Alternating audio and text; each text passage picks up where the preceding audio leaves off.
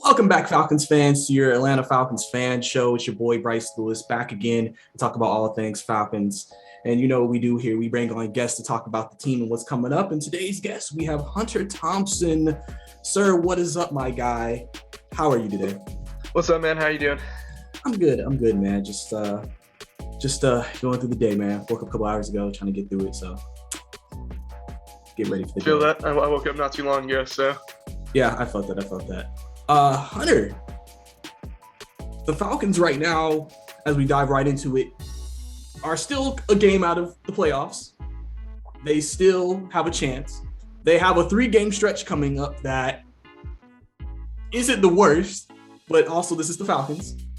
You know, we play Carolina this week, then we play San Fran, then we play Detroit before we play Buffalo, but that's why it's a 3-game stretch. So I guess my question to you is,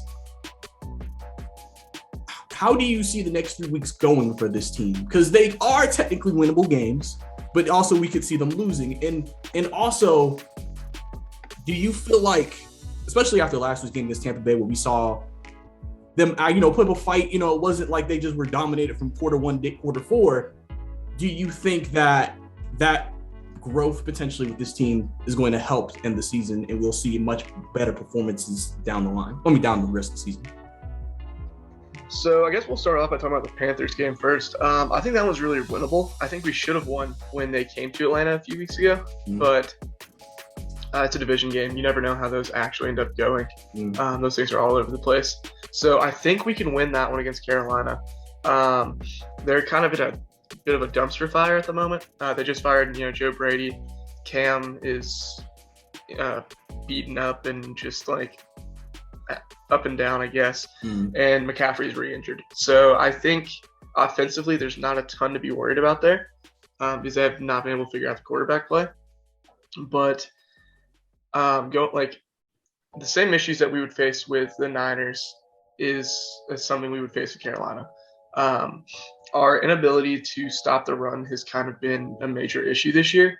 And then that's a 3-game stretch of teams that honestly enjoy running the ball, and they don't really have quarterback play to lean back on. So that's their thing right now, is running the ball.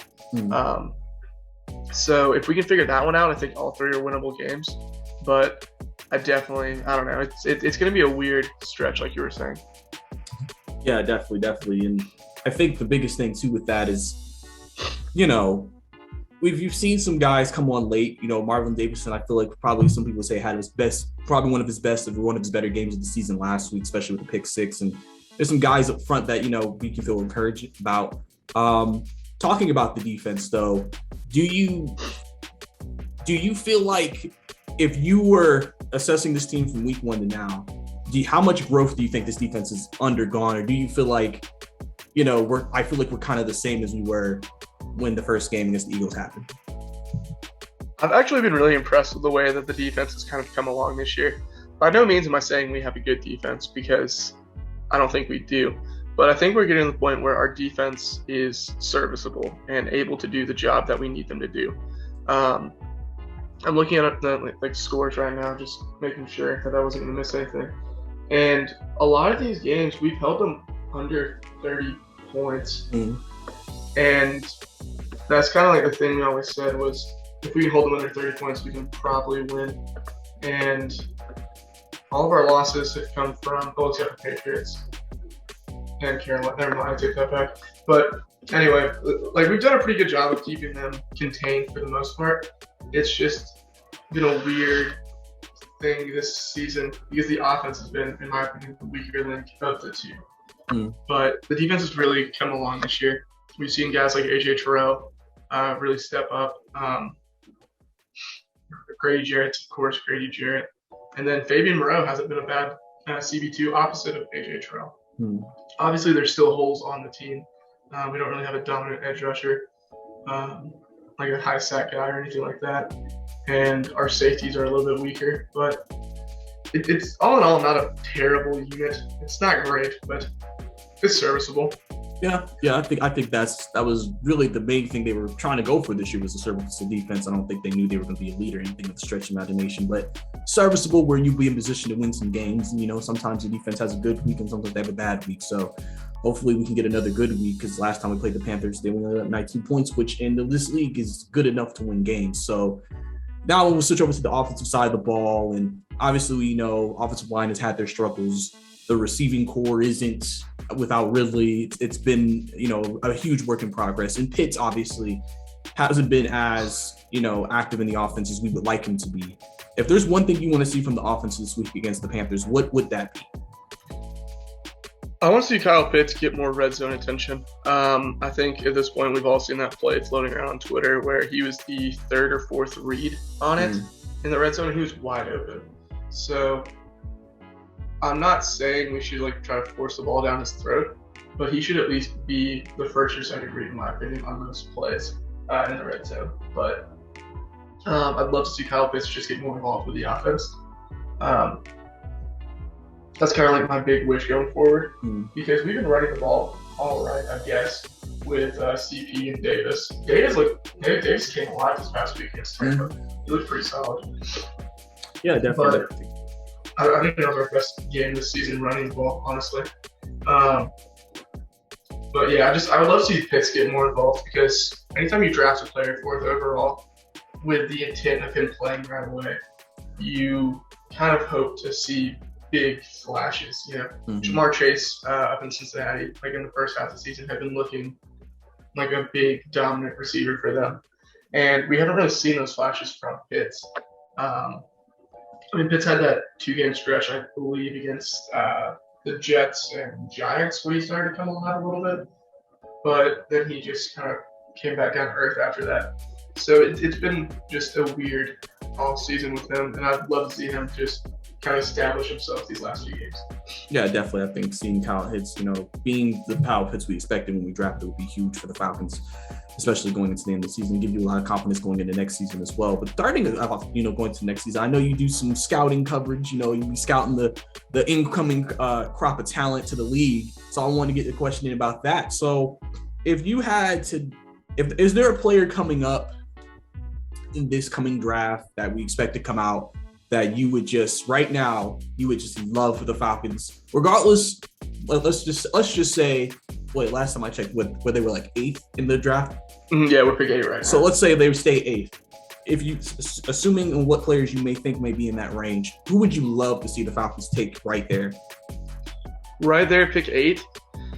I'm probably, if Kyle Hamilton is on the board, the safety out of Notre Dame, I'm sprinting to the table for that one.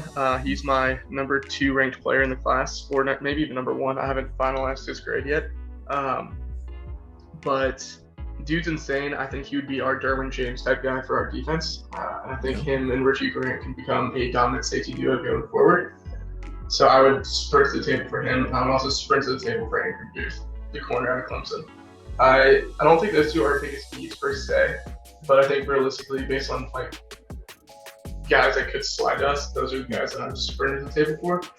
The guys who I think we would realistically take are I see DeMarvin Leal out of Texas A&M, Carl Loftus out of Purdue, and then maybe I could see us taking an offensive lineman like Evan Neal or somebody if he slides, but I'm not certain about that one. But I think edge and DBs are probably the realistic first-round pick. Yeah. I mean, and it's interesting, I think the biggest thing, obviously, is that we know what our obvious holes are. And so, if we did take a Kyle Hamilton, that would be more of a best player available pick in some people's eyes. And they'd be like, are we really doing that with the holes we have? And, you never know. With cap space going up and it looks like Falcons might have a little cap space to play with because of the bump in salary cap, that might change things. Maybe that pick is something that is more realistic by the time that comes around for sure and everything like that. But I think that's all I have for you today, man. I appreciate you coming on to the show. Let everybody know where they can find you, what podcast you're a part, and what group you're also a part of as well. Yeah, man. You guys can follow me on Twitter at H Thompson NFL, and you can find me at the Falcons Nest podcast and Neptune Scouting for any draft coverage stuff. Yes, sir. He's one of the best at it. I'm telling y'all. Y'all need to get on that draft coverage. Y'all need to go on Hunter's Twitter. I appreciate you. I appreciate that. Yes, sir. Yes, sir. Y'all know it's your boy Bryce. Y'all can follow me on Twitter at Brycey_2K for catch up with everything Falcons, Hawks related, Atlanta sports related. Definitely would love to have Hunter back on in the future. Might have to do a little draft special with Hunter, so and a couple other guys. So definitely maybe look out for that when that time comes around. But once again, Hunter, I appreciate you coming on to the show, man. And that was your Atlanta Falcons fan show. To host a fan show or appear as a fan on a fan show, create a profile in Fan Media Network. Then look for the news page in our website and fan show resources page. Help yourself. We give show hosts a show graphic and team colors, a simple short show format, tips on pre- and post-production, ideas to get fans and guests on your show, Apple News distribution and show sponsorship sales and services to help featured show hosts earn money. Show hosts use our iPhone app to publish their shows. Our website supports Android users.